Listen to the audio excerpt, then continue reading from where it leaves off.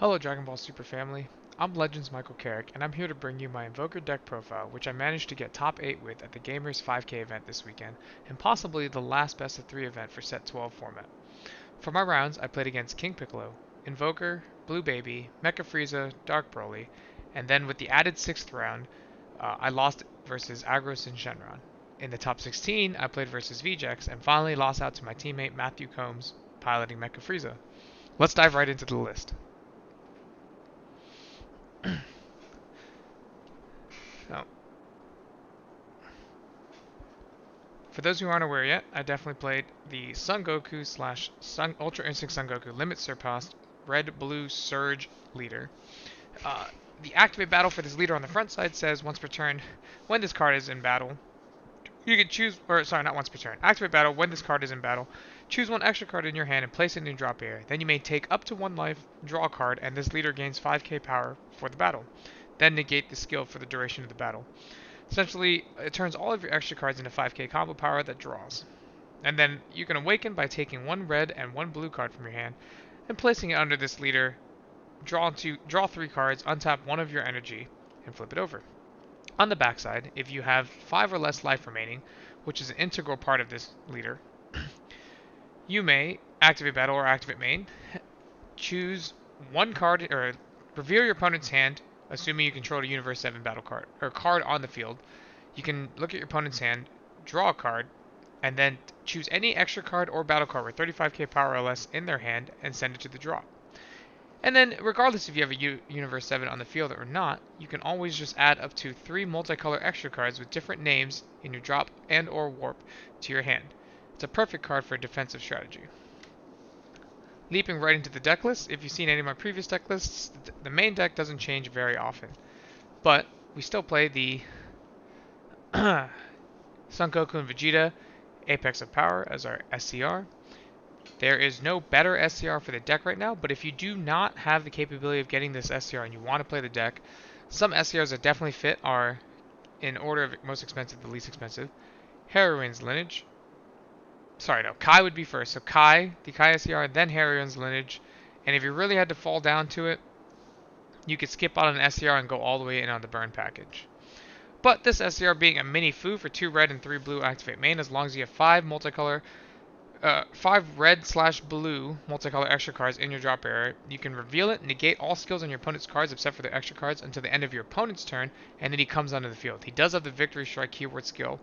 This is a great way to finish out games, especially games 2 and 3 when your opponent's trying to play around the burn package. The other win con for the deck, we have 4 Rival Seekers, and now we play 3 Energy Explosions. 3 Energy Explosions allows the basic version of getting 9 burn damage through in a game, or for those decks that rejuvenate a lot, like Slug, we can actually burn up to 15 damage now with a decent hand. It also prevents it so that it prevents this being the last life during game 1s and games where you should have an auto win con. 4 Rival Seekers is an auto include. It's a 10 for 1k combo, or sorry, a 10k for 1 combo as long as you have a red-blue multicolor card in your drop area. Plus, it allows you to play this burn combo starting on turn 5. Moving forward, we still only play 3 Super Saiyan Blue Vegetas, Inspired Techniques. This card is amazing game 1 before anybody really has answers in the main decks, though with the oncoming of set 13, a lot of decks are going to have main deck answers to this card, so we might have to even cut this card further down. This card gives you the Invoker keyword skill, which allows you to play your red-blue multicolor cards for 1 red-blue multicolor energy as opposed to their original energy. It is a permanent keyword skill, so cards like Petrification will not stop this card.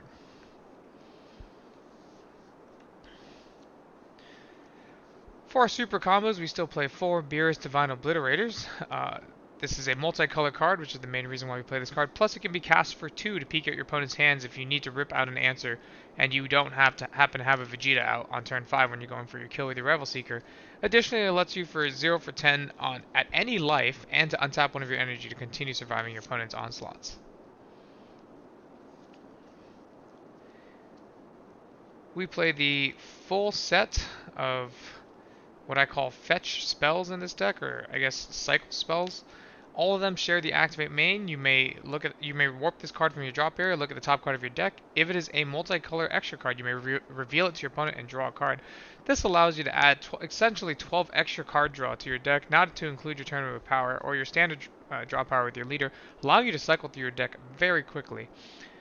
Catastrophic Blow is an easy early cycle card. However, if you do need a burn for 15 or more damage, you can only afford to cycle 2 of them and then hold on to the next 2 you see. As for Royal Combinations, they can always be cycled early on. You only have to hold 1 when you're going for your kill turn. Very rarely do you actually use this card as like a defensive tool. And then Emperor's Death Beam, of course, is your best defensive tool, allowing you to choose any battle card, ignoring bear, and reduce its power by 30k as an activate battle or activate main, essentially making it so that your leader can rarely die to battle cards.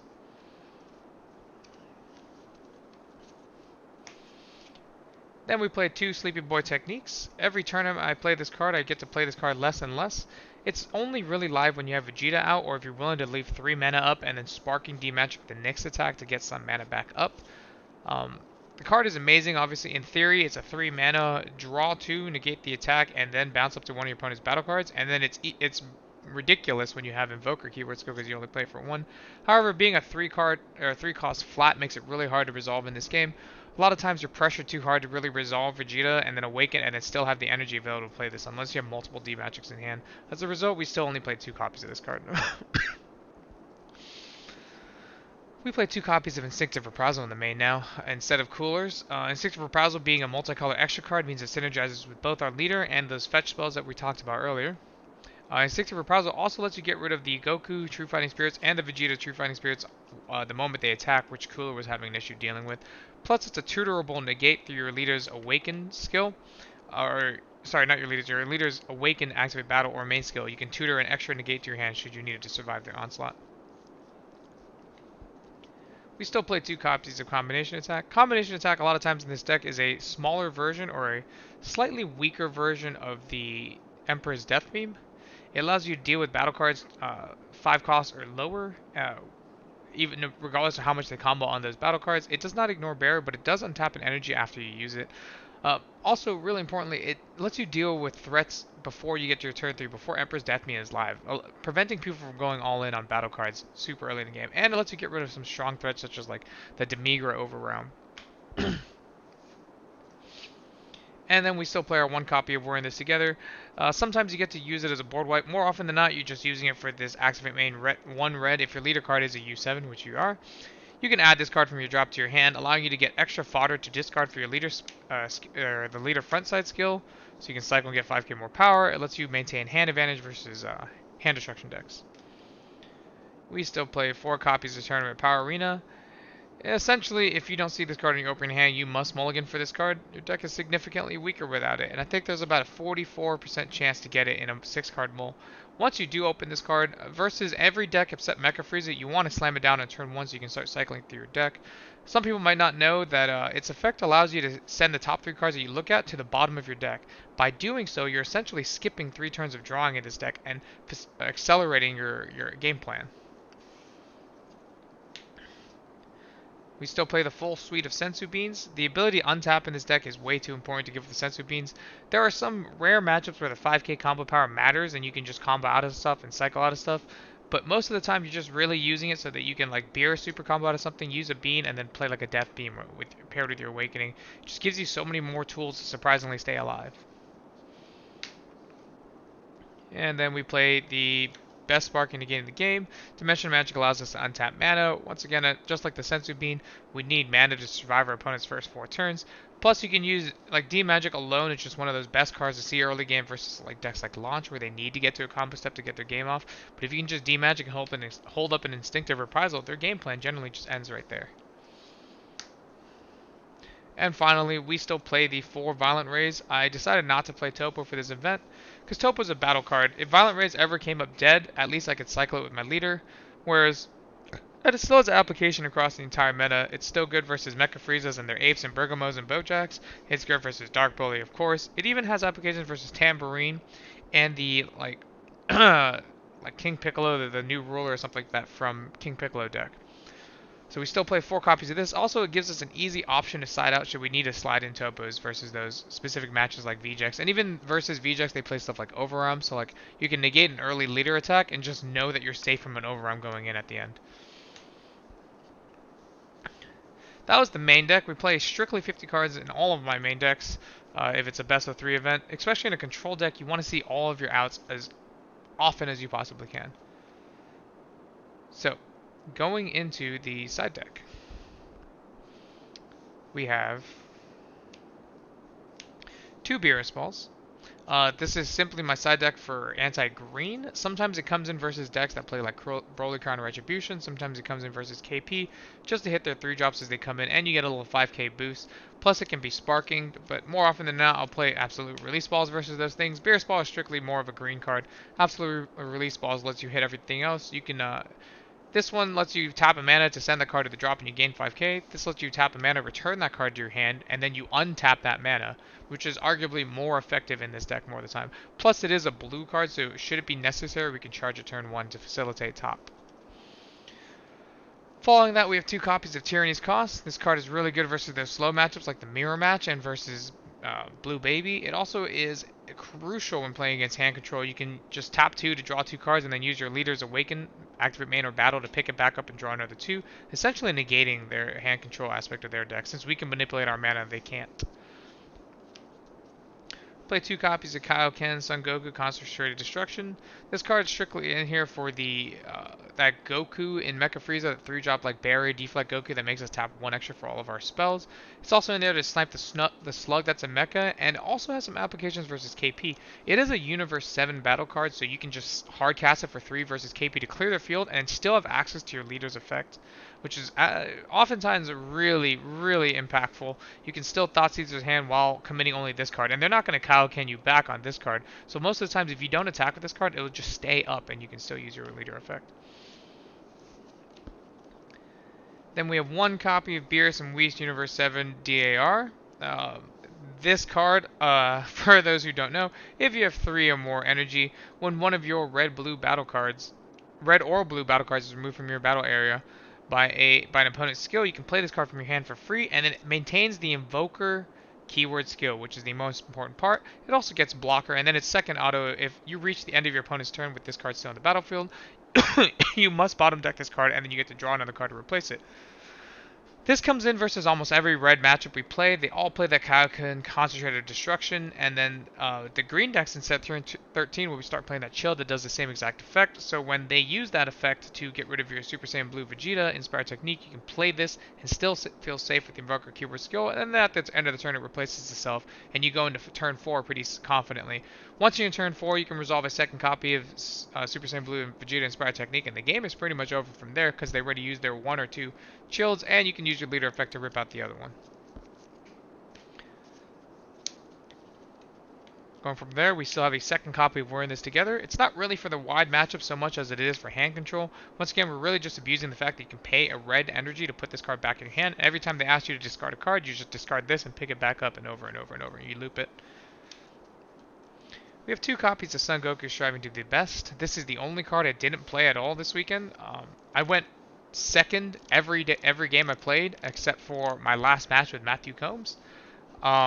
This card is only good on the play versus decks that have like low to the ground 1-drop such as like VJX or like Launch. But if you're going second, you can't afford to tap out 2 for this because those decks will either spend their 2 or 3 mana to remove this and then kill you through it. So, but on the play, it's really good because you just tap 2, then they're going to go to 2 mana. They don't have enough to deal with this and push through, and it becomes a multi-negate on its own.